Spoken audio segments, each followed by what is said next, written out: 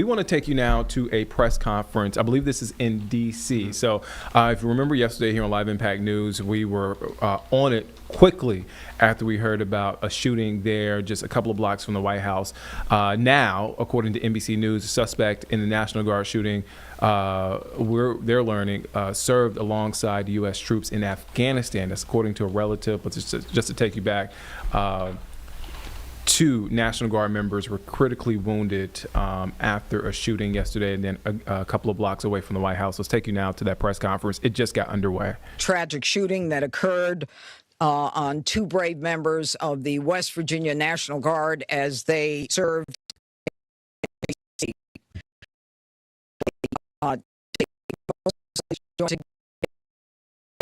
Give thanks upon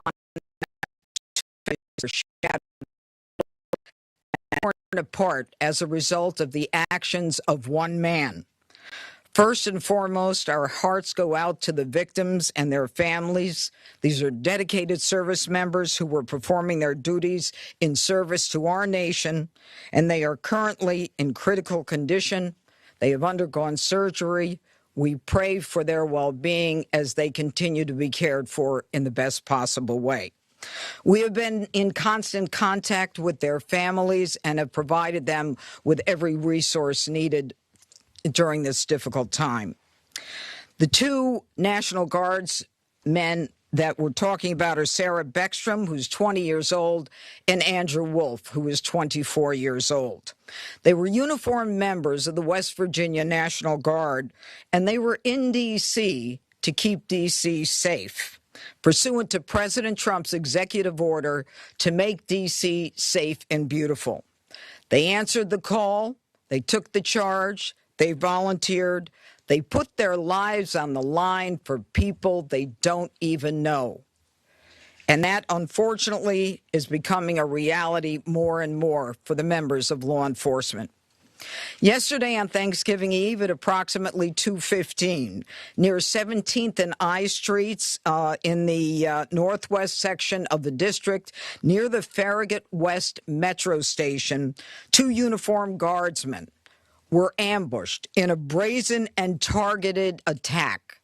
A lone gunman opened fire without provocation, ambush style, armed with a .357 Smith & Wesson revolver. One guardsman is struck, goes down, and then the shooter leans over and strikes the guardsman again. Another guardsman is struck several times. Fellow guardsmen who were there responded immediately, engaging the suspect, neutralizing the threat, and subduing him at the scene. He was transported to a local hospital where he remains, as we speak, under heavy guard. Thanks to the swift and coordinated response of the National Guard and the Metropolitan Police Department, no additional victims were harmed, and the scene was secured within minutes. The suspect, he has been identified as Ramanullah Lakanwal, a 29-year-old Afghan who entered the United States under Biden's Operation Allies Welcome, a program following the disastrous withdrawal from Afghanistan. He resided in Bellingham, Washington, with his wife and, we believe, 5 children. And we're working very closely with our federal partners, especially DHS and the FBI, to review his immigration history and the vetting process itself. What we know about him is that he drove his vehicle across country from the state of Washington with the intended target of coming to our nation's capital. As we stand here today, the charges that are appropriate right now are 3 counts of assault with intent to kill while armed, a violation of D.C. Code 22-401 and D.C. Code 22-4502. He will also be charged with possession of a firearm during a crime of violence. He faces 15 years under the assault with the intent to kill. We intend to continue monitoring what the charges will be, depending upon the well-being of the guardsmen. We are praying that they survive and that the highest charge will not have to be murder in the first degree. But make no mistake, if they do not, that will certainly be the charge, murder in the first degree. The Department of Justice, under Attorney General Pam Bondi, is committed to a thorough and an impartial investigation where we will hold this perpetrator accountable under the full weight of the law.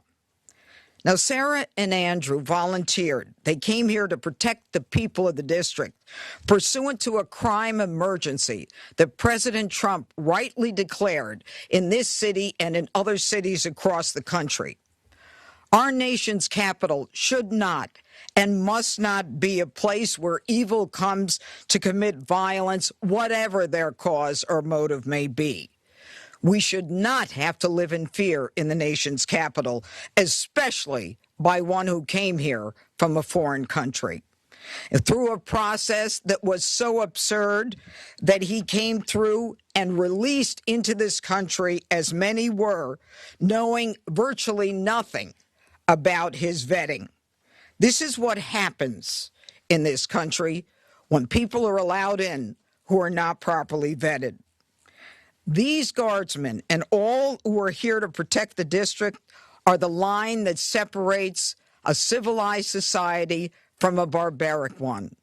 They are the ones who stand for law and order. This was not just an attack. It was a direct challenge to law and order in our nation's capital. And the individual will be made fully accountable. And though it seems that we have been here before under President Trump, make no mistake, and the Attorney General, we will not allow this to be normalized. It will be confronted, condemned, and prosecuted to the full extent of the law.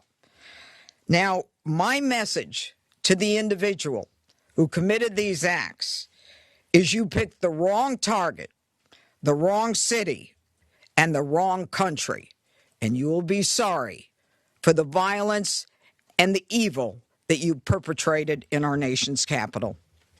And now I call upon the Director of the FBI, Kash Patel. Thanks, Judge. I'll begin my remarks and end my remarks the same way, with prayer for our fallen soldiers, prayer for our law enforcement community, prayer for our National Guardsmen and women, prayer for our brave prosecutors at the Department of Justice and the offices of the D.C. United States Attorney. We must come together as a nation, especially on this Thanksgiving Day, and remember the sacrifices that so many are making around the world and around this country to secure our freedoms under President Trump's brilliant leadership and administration. I'll provide an update on the case as follows. It is an ongoing investigation of terrorism. Make no mistake about it. The FBI is leading out on these federal assault on a federal law enforcement officer investigation on many fronts. We immediately, with our law enforcement partners in the Metropolitan Police Department and the interagency, secured the scene, seized the weapon, sent in our evidence response team immediately to collect evidence, and started doing block-by-block canvasses. We are looking for and interviewing witnesses. The firearm and other materials have been sent to our Quantico laboratory already yesterday for immediate analysis.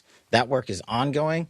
Partnering with the D.C. United States Attorney's Office, we have also executed multiple search warrants around the country to include the subject's last known residence, which is in the state of Washington. The search warrant was executed on that house last night or early this morning, and it is an ongoing process. All the individuals found in the house have been interviewed, and some interviews remain ongoing. We will not stop until we interview anyone and everyone associated with the subject, the house, and every piece of his life. There's also subject interviews relations conducted in San Diego, pursuant to our ongoing investigation. So, as the judge noted, this is a coast-to-coast investigation being led right here in Washington, D.C. And this subject definitely did pick the wrong country. And we will rise together as a nation to show the world what we do here. And we are thankful that we have the Attorney General's brave leadership and President Trump's brave leadership and priorities to safeguard our communities. I also spoke to Director of the CIA, John Ratcliffe, last night, and Secretary of War, Pete Hegseth. There is confirmation now that the subject had a relationship in Afghanistan with partner forces. We are fully investigating that aspect of his background as well, to include any known associates that are either overseas or here in the United States of America. That is what a broad-based international terrorism investigation looks like. We will provide continuous details to the American public while at the same time not jeopardizing the ongoing prosecution to ultimately hold this perpetrator accountable in our courts of law. We will provide as much transparency as possible, but as you can see, the breadth and scope of this investigation will continue. We will continue to hit the streets and hit every town and every house and talk to every witness. The men and women of the FBI and the Metropolitan Police Department and the interagency to include the Department of Homeland Security, DEA, and ATF are working tirelessly on this Thanksgiving Day. And I know just by talking to the leaders behind me that instead of going on and being with their families, everyone rogered up and showed up to work today. And none of them want to go home. That's the resolve that we have together as a team to bring to you justice for this heinous act of terrorism here in our nation's capital. And as the judge said, we will ensure that our law enforcement partners are out there in full force to make sure the world can enjoy our nation's capital. We will not let this heinous act of violence prevent people from visiting our beautiful nation's capital. And we will also continue to highlight any evidence that we can publicly. And as the judge said, this individual is in this country for one reason and one reason alone, because of the disastrous withdrawal from the Biden administration and the failure to vet in any way, shape, or form, this individual and countless others. And this administration has taken the rightful step to stop any further allowance of people with this similar background into the country. And we're thankful for that. And as I said, this investigation remains ongoing. And I think I'll turn it over to General Blanchard of the National Guard now. Thank you.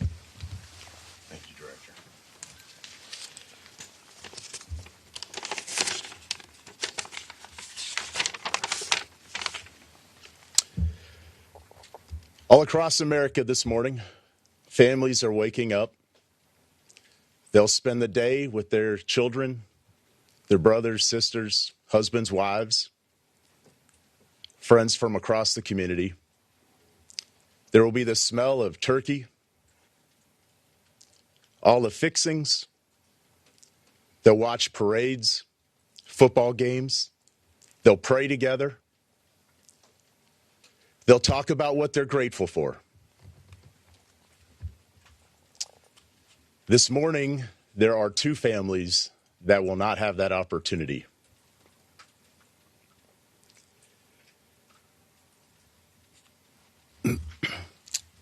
Andy and Sarah's families, they're spending the day reflecting on the past.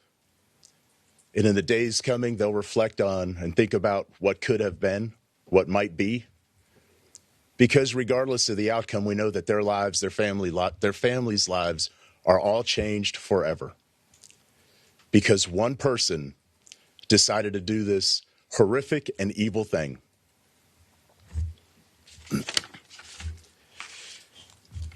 And all across America, we are also reminded that there are many law enforcement agents, first responders, soldiers, service members all around the world who at best will come home, eat some cold turkey, open up Tupperware, eat what's left over, because they spent the day defending the American ideals, getting out there and getting after it on every American citizen's behalf. I will say that the District of Columbia National Guard, this task force, is more committed this morning to the president's directive to make D.C. safe and beautiful. Our resolve will be tested. It is being tested, but make no mistake, each and every one of these soldiers and airmen will meet and exceed the expectation that we have for them. They are, in fact, America's best. I'm proud of each and every one of them. I pray for each and every one of them today, and in particular, for these two young service members who are willing to go above and beyond and pay whatever price our nation asks of them. I ask every American today to keep them in their thoughts and prayers as you go about your day. Thank you. Thank you, General. Mayor, where's Mayor I'm right Bowser? here. Yeah. Thank you, Judge. I'm Muriel Bowser. I'm the mayor of Washington, D.C., and I want to associate myself with the remarks of our Adjutant General from the D.C. National Guard. I want to be very clear what the judge and everyone has reported here. Somebody drove across the country, came to Washington, D.C. to attack America. And that person will be prosecuted to the fullest extent of the law. These young people should be at home in West Virginia with their families. ATF, anybody? DHS? Anyone? Okay. I also want to say that both Sarah and Andrew, I believe, were sworn in less than 24 hours before they were shot on the street in Washington. Any questions?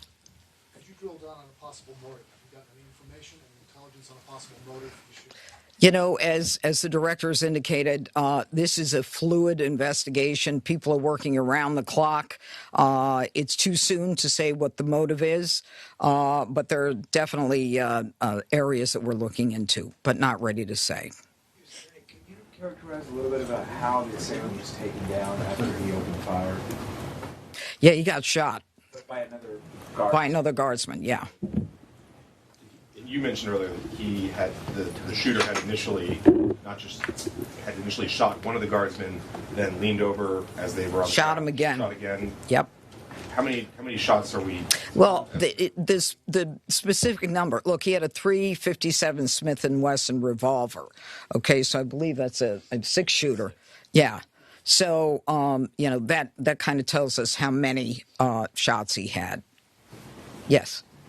Judge, you had mentioned we've been here before because we have. It was May when we were last here. Yeah. I want to ask if you could please comment to, obviously, we understand that you're saying this is under the Biden administration, and the words are that it was a failed withdrawal, and what happened there. There are people who are also upset with the president believing that the National Guard members should not even have been there if it were not for the executive order. Well, I don't even want to talk about whether they should have been there. We ought to kiss the ground and thank God that the president said it's time to bring in more law enforcement to make sure that a city that had the fourth highest homicide rate in the country was that violence was quelled. I'm not even going to go there. A question for Director Patel. Was the suspect granted asylum, and if so, when did that happen, under which administration, and did authorities miss any signs, either in the asylum process or even back when he reportedly worked for the CIA? If you could talk about that. Well, you miss all the signs when you do absolutely zero vetting. And that's exactly what happened in this case. When you, in the prior administration, made the decision to allow thousands of people into this country without doing a single piece of background checking or vetting, that's how you miss every single sign. And Secretary Kristi Noem has put out details specifically related to your other questions, so I'll let that speak for themselves. Specificity of when he was granted, if or when he was granted asylum, if you could just clarify that timeline. And Yes, I believe Kristi Noem put that out, and that's a DHS matter, and I'll refer it to them. Could you elaborate on the investigative steps that were taken Sure. in San Diego? You mentioned Bellingham, Washington, Sure. where you live, but could you explain the San Diego connection? So what happened was, thanks to the quick investigation by the interagency and the FBI, we were able to track down his last known residence, working with the United States Attorney's offices here and at the Department of Justice and prosecutors across the country. We were able to serve search warrants literally overnight and through the night. All night. And we were able to hit the house in Washington State. During that process, we seized numerous electronic devices to include cell phones, laptops, iPads, and other material that is being analyzed as we speak. Pursuant to that investigation and any known associates of the subject and of that house is how we ended up in San Diego, where interviews were conducted and are going to be continued to be conducted. And we will go anywhere in the country or the world where the evidence leads us. Are there accomplices, relationships in San Diego you can talk about? All of that is an ongoing investigation. Can anyone give an update as far as Sarah and Andrew who were injured? You say critical condition. Can you give anything beyond that? Are they expected to make it? Is it touch and go? Can you tell us a little more about how they're doing? And the full spelling of their names, please. It is Sarah Beckstrom, Beckstrom, and Andrew Wolfe with an E, Wolfe. Okay, and Sarah Beckstrom. How do you spell Sarah? Oh, S with an H. Okay. Now, with respect to their medical condition, as I said, they are receiving the finest medical care. Their families are with them now. They are critical. I think you understand the meaning of that. It's not clear, how this is going to end up. But let me be perfectly clear about how it will end up in this office. If one of them is to pass, and God forbid that happens, this is a murder one. Period. End of the story. We are praying on a day like today when families come together in America and they hold hands around the Thanksgiving table. I beg you, I beseech you to pray for these two young people that they survive. Okay, I think that's it. Yeah. Gabbard said that Thank you, everybody. he was a radical Islamist Afghan terrorist. Yeah, we're not going there. Do you have We're not going there. information on how he might have gotten radical? No. Thank you. Was the decision not to charge him as a terrorist? What about the asylum process that led him to get asylum? All right, so that was just an update that just wrapped up a press conference from D.C. officials, federal officials, Jeanine Pirro, Kash Patel, the FBI director, on that suspect and that shooting involving those two National Guardsmen shot. They're in critical condition right now.